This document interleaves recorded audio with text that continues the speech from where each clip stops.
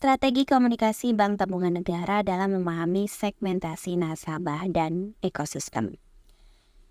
Pentingnya pahami segmentasi pasar.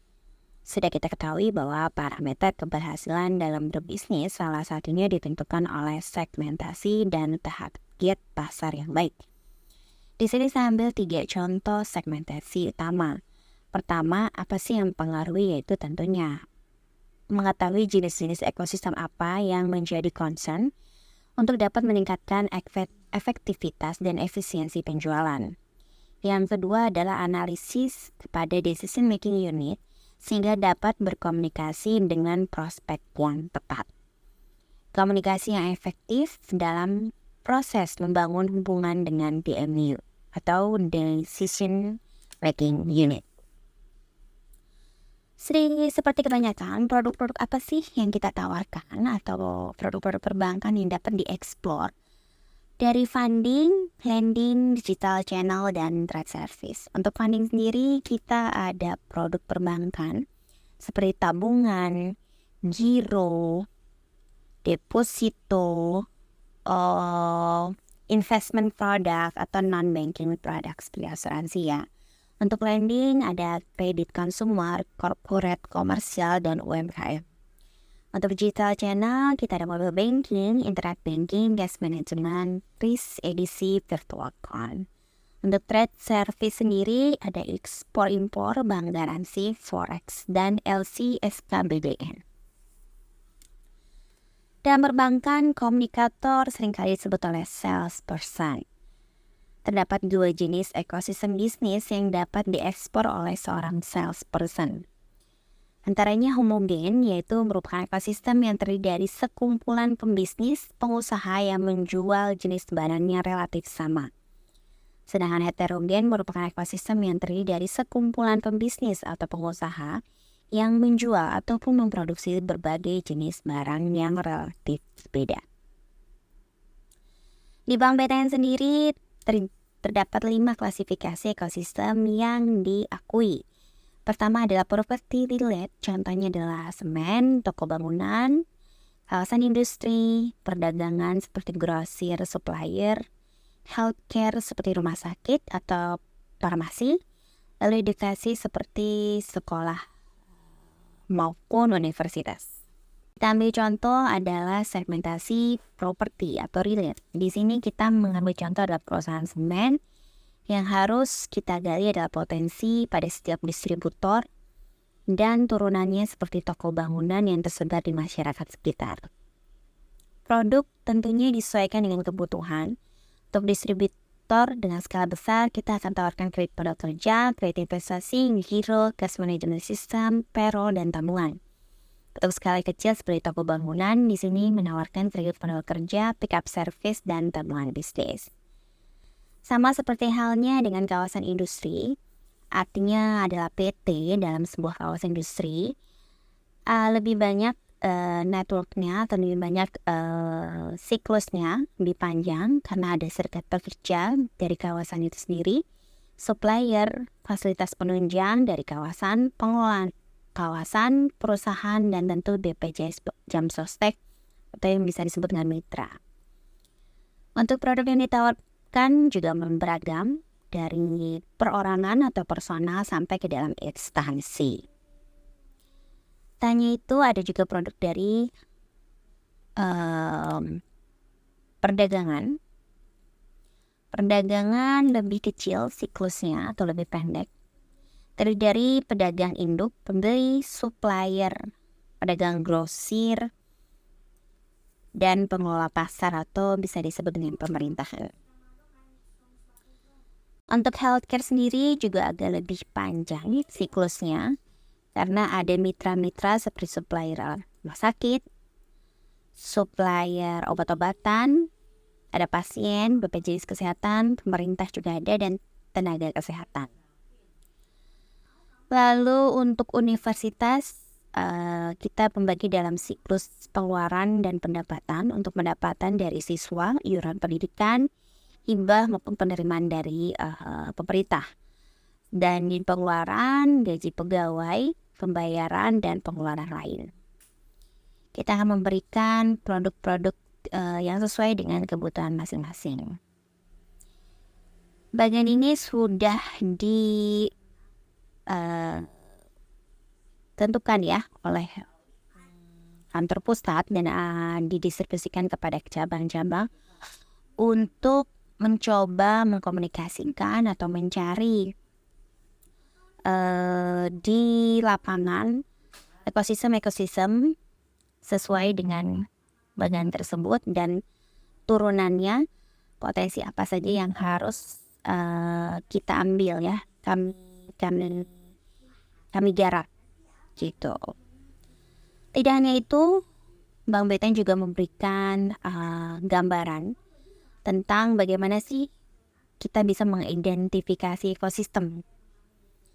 Di sini dibagi menjadi 3 teritori manajemen utama, yaitu analyze, klasifikasi,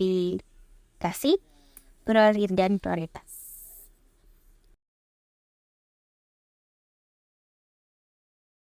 Penggunaan teritori manajemen dapat mempermudah salesperson atau komunikator untuk mengidentifikasi potensi di sekitar. Inilah yang akan menjadi panduan kita dalam mengklasifikasikan ekosistem dan bagaimana kita masuk ke dalam ekosistem tersebut. Bagian ini sudah cukup lengkap menurut saya sebagai panduan secara teori ya untuk masuk ke dalam ekosistem masyarakat. Tahapan teritori manajemen yang pertama yang akan saya bahas adalah analyze. Di sini menitik beratkan kepada memetakan dari segi geografis, dari segi segmen pelanggan, dari kompetitor, dari jangkauan channel.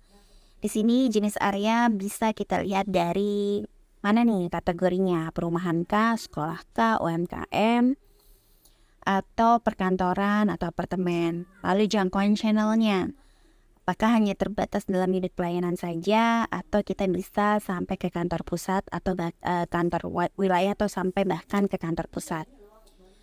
Dan untuk segmen pelanggan bisa dibilang merchant kecil, agen, toko-toko retail atau skala besar. Kompetitor tentu ya selalu ada, maka kita tetap harus menganalisa kompetitor apa yang sudah ikut bergabung, potensi apa yang dimiliki kompetitor atau kelemahan-kelemahan apa yang dimiliki kompetitor agar kita bisa masuk untuk melengkapi kekurangan tersebut. Yang kedua adalah tahapan teritori manajemen klasifikasi. Di sini produk apa yang sesuai. Jadi kita harus memahami betul produk apa yang akan kita tawarkan. Lalu performa penjualan, di sini kita harus mengkaitkan apabila mereka menggunakan produk yang kita tawarkan, performa penjualan akan seperti apa dan apa yang bisa kita berikan dalam kontribusi penjualan. Untuk dapat memahami itu semua, kita juga harus memahami konsep decision making unit agar bisa memposisikan diri dengan tepat dalam melakukan komunikasi dengan nasabah. Agar pada saat kita melakukan komunikasi, kita langsung kepada tujuan atau kepada sasaran, sehingga kita langsung dapat mendapatkan jawaban atas penawaran-penawaran yang tentunya kita lakukan. Ini juga dibagikan tentang tips dalam menggunakan komunikasi kepada DMG, seperti matching, mirroring, connecting, dan remembering. Kita bahas yang pertama adalah matching mirroring. Sini berkaitan dengan komunikasi nonverbal, pemilihan kata dan kondisi emosional yang dirasakan dan dilakukan oleh pihak lain. Pilihlah beberapa bagian yang dapat ditiru atau diikuti. Memiliki beberapa kesamaan dalam menciptakan kesan yang baik. Dalam pendekatan strategi komunikasi yang kita lakukan bisa jadi adalah meniru apa yang mereka sering lakukan. Misalkan ada sebuah perusahaan atau sebut saja adalah direksi dari sebuah perusahaan yang memiliki minat terhadap sebuah olahraga, sebut saja misalkan adalah tenis gitu. Alangkah Baiknya jika kita memiliki kesamaan tersebut atau memirroring kegiatan tersebut, di mana dengan memiliki kegiatan persamaan tersebut kita memiliki lebih banyak waktu atau bahkan potensi untuk bisa bertemu kepada direksi tersebut untuk membicarakan potensi-potensi kerjasama yang bisa kita tawarkan kepada perusahaan. Ya. Yang kedua adalah cara membangun hubungan dengan connecting. Di sini misalkan melakukan observasi atau memberikan pernyataan-pernyataan uji coba terlebih dahulu. Tanyakan secara implisit, kemudian lihat respon nasabah apakah memberi isyarat nyaman untuk melanjutkan pembicaraan atau tidak.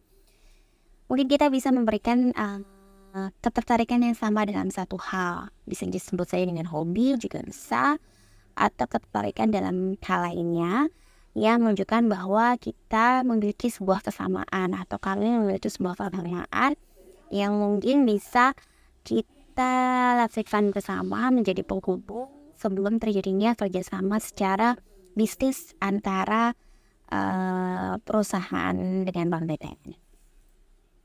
Yang ketiga adalah remembering. Ingat sekali detail informasi yang diberikan nasabah, hobi, kabar keluarga, dan sebagainya. Catat informasi tersebut ketika mendengarnya dari nasabah. Kesalahan menyebutkan dapat menunjukkan kalau kita tidak mendengarkan. Nasabah tidak menganggap informasi nasabah sebagai hal penting. Misalkan kita harus profiling dulu nasabah apakah belum memiliki keluarga, sudah berkeluarga atau belum. Jangan sampai kita menyanyiakan keluarga padahal calon dari nasabah kita ini belum berkeluarga. Lalu keluarga-keluarga inti juga bisa kita pahami atau kita hafal ya, untuk kedepannya membangun sebuah komunikasi keterkaitan kedekatan sebelum melakukan pendekatan secara bisnis. Hambatan saya menuliskan 4 hambatan, yaitu komunikasi kurang efektif, minimnya akses, leveling pada struktural, dan siklus ekosistem pendek. Pertama ini, misalkan komunikasi yang kurang efektif di awal akan berdampak dengan minimnya akses yang nasabah berikan.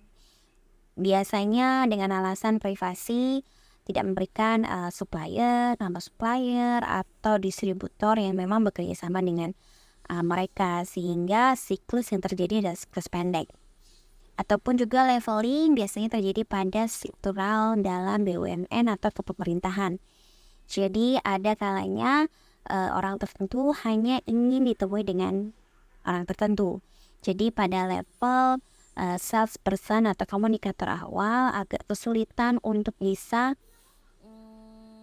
memberikan penjelasan di awal atau informasi di awal, karena ada tolakan leveling yang harus mereka kunjungi atau mereka temui gitu. Analisis SWOT dari strength, pemetaan ekosistem yang cukup baik ya, yang telah terbagi dalam beberapa segmentasi tadi, 5 segmentasi, dan penggunaan territorial management dalam mengidentifikasi berdasarkan analyze, klasify, dan prioritas. Lalu untuk weakness kita ada ya tadi, setiap komunikator belum menguasai komunikasi yang efektif sehingga terjadi beberapa benturan atau pengaturan timeline yang juga kurang baik, dan pemanfaatan channeling atau memiliki networking yang tidak cukup luas. Untuk kesempatan akan selalu ada, melihat banyaknya potensi yang bisa diambil dalam satu siklus panjang ekosistem. Dari mulai setiap transaksi berpusat pada satu siklus perbankan, tidak menutup kemungkinan siklus satu membuka siklus ekosistem yang lain, sehingga menjadi mata rantai yang tidak terputus. Untuk ancaman tentu ada penolakan dalam saat menggali informasi dengan alasan privacy, usaha keluarga, atau tak jarang juga sudah memiliki kedekatan dengan perbankan lain. Untuk rekap, perlu adanya weekly report untuk membahas progres pada timeline yang sedang berjalan. Pembekalan juga harus dilakukan kepada komunikator dalam penguasaan soft skill maupun hard skill, dan perlunya inovasi pengembangan produk demi memenuhi kebutuhan nasabah yang beragam. Sekian dari saya, terima kasih. Strategi Komunikasi Digital KM 503 Yudhya Stuti.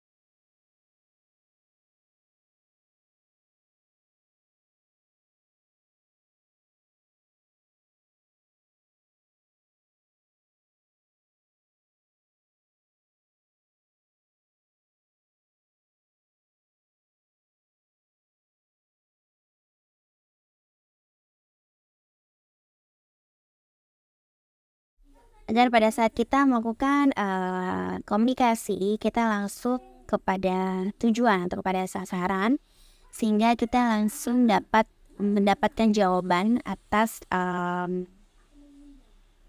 penawaran-penawaran yang tentunya kita lakukan.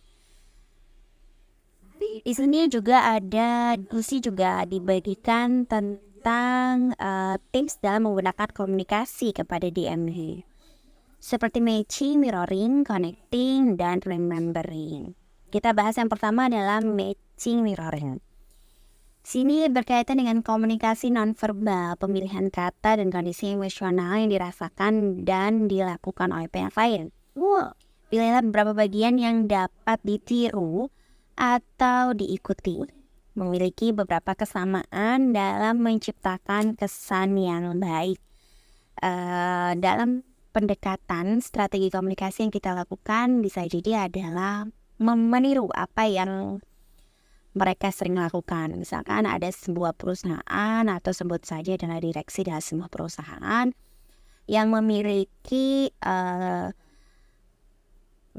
minat terhadap sebuah olahraga, sebut saja misalkan adalah tenis gitu. Alangkah baiknya jika kita memiliki kesamaan tersebut atau memirroring kegiatan tersebut, di mana dengan memiliki kegiatan persamaan tersebut kita memiliki lebih banyak waktu atau bahkan potensi untuk bisa bertemu kepada direksi tersebut untuk membicarakan potensi-potensi kerjasama yang bisa kita tawarkan kepada perusahaan.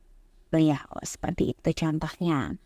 Lalu ada juga misalkan ada memiliki seorang direksi ini memiliki usaha di luar, misalkan seperti restoran. Jadi tidak ada salahnya kita berkunjung ke restoran. Mungkin di waktu-waktu di senggang seperti itu kita bisa bertemu dan melakukan pendekatan untuk menawarkan kerjasama. Yang kedua adalah cara membangun hubungan dengan connecting. Di sini misalkan melakukan observasi atau memberikan pernyataan-pernyataan uji coba terlebih dahulu. Tanyakan secara implisit, kemudian lihat respon nasabah apakah memberi syarat nyaman untuk melanjutkan pembicaraan atau tidak. Mungkin kita bisa memberikan ketertarikan yang sama dalam satu hal. Bisa disebut saja dengan hobi juga bisa, atau ketertarikan dalam hal lainnya yang menunjukkan bahwa kita memiliki sebuah kesamaan atau kalian memiliki sebuah kesamaan yang mungkin bisa kita lakukan bersama menjadi penghubung sebelum terjadinya kerjasama secara bisnis antara perusahaan dengan bank BTN. Yang ketiga adalah remembering. Ingat sekali detail informasi yang diberikan nasabah, hobi, kabar keluarga, dan sebagainya. Catat informasi tersebut ketika mendengarnya dari nasabah. Kesalahan menyebutkan dapat menunjukkan kalau kita tidak mendengarkan. Nasabah tidak menganggap informasi nasabah sebagai hal penting. Misalkan kita harus profiling dulu nasabah apakah belum memiliki keluarga, sudah berkeluarga atau belum. Jangan sampai kita menyanyiakan keluarga padahal eh, calon dari nasabah kita ini belum berkeluarga. Lalu keluarga-keluarga inti juga bisa kita pahami atau kita hafal ya, untuk kedepannya membangun sebuah komunikasi keterkaitan kedekatan sebelum melakukan pendekatan secara bisnis. Hambatan saya menuliskan 4 hambatan, yaitu komunikasi kurang efektif, minimnya akses, leveling pada struktural, dan siklus ekosistem pendek. Pertama ini, misalkan komunikasi yang kurang efektif di awal akan berdampak dengan minimnya akses yang nasabah berikan. Biasanya dengan alasan privasi, tidak memberikan nama supplier atau distributor yang memang bekerja sama dengan mereka, sehingga siklus yang terjadi adalah siklus pendek. Ataupun juga leveling biasanya terjadi pada struktural dalam BUMN atau kepemerintahan. Jadi ada kalanya orang tertentu hanya ingin ditemui dengan orang tertentu. Jadi pada level salesperson atau komunikator awal agak kesulitan untuk bisa memberikan penjelasan di awal atau informasi di awal, karena ada tolakan leveling yang harus mereka kunjungi atau mereka temui gitu. Ini seringkali terjadi dalam pelaksanaan strategi komunikasi yang terhadap ekosistem khususnya pada pemerintahan atau BUMN. Analisis SWOT dari strength pemetaan ekosistem yang cukup baik, yang telah terbagi dalam beberapa segmentasi tadi, 5 segmentasi, dan penggunaan territorial management dalam mengidentifikasi berdasarkan analyze, classify, dan prioritas. Lalu untuk weakness kita ada ya tadi, setiap komunikator belum menguasai komunikasi yang efektif sehingga terjadi beberapa benturan atau pengaturan timeline yang juga kurang baik, dan pemanfaatan channeling atau memiliki networking yang tidak cukup luas. Untuk kesempatan akan selalu ada, melihat banyaknya potensi yang bisa diambil dalam satu siklus panjang ekosistem. Dari mulai setiap transaksi berpusat pada satu siklus perbankan, tidak menutup kemungkinan siklus satu membuka siklus ekosistem yang lain, sehingga menjadi mata rantai yang tidak terputus. Untuk ancaman tentu ada penolakan dalam saat menggali informasi dengan alasan privacy. Usaha keluarga atau tak jarang juga sudah memiliki kedekatan dengan perbankan lain. Untuk rekap, perlu adanya weekly report untuk membahas progres pada timeline yang sedang berjalan. Pembekalan juga harus dilakukan kepada komunikator dalam penguasaan soft skill maupun hard skill, dan perlunya inovasi pengembangan produk demi memenuhi kebutuhan nasabah yang beragam. Baik, sekian dari saya. Terima kasih. Strategi Komunikasi Digital KM 503, Yudia Stuti 200. Terima kasih. Sekian dari saya. Terima kasih. Strategi Komunikasi Digital KM 503, Yudia Stuti.